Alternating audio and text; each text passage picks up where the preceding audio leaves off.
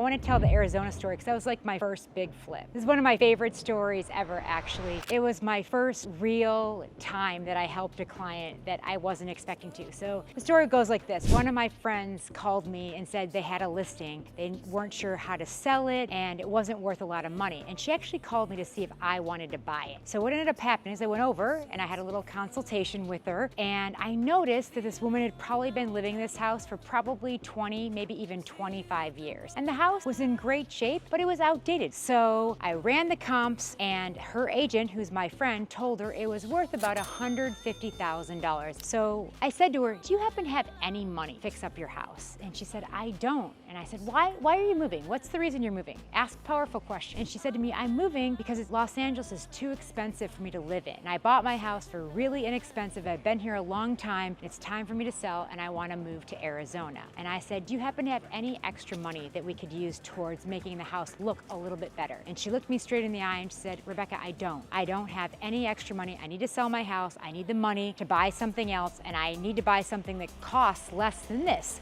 so that I'm not upside down. So I came up with this brilliant idea, and I took it from my filmmaking days back in Michigan. I said to her, if I pay for this little fix-up of your house, will you pay me back at the close of escrow and pay me a 3% commission? I put that house on the market, and it ended up selling for $350,000. I made that woman an extra $150,000.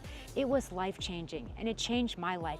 And that was the reason I wanted to do this over and over again. And the light bulb went off, and I knew I was onto something and that I could make a difference in other people's lives by doing the same thing. And that's how it started, and here we are.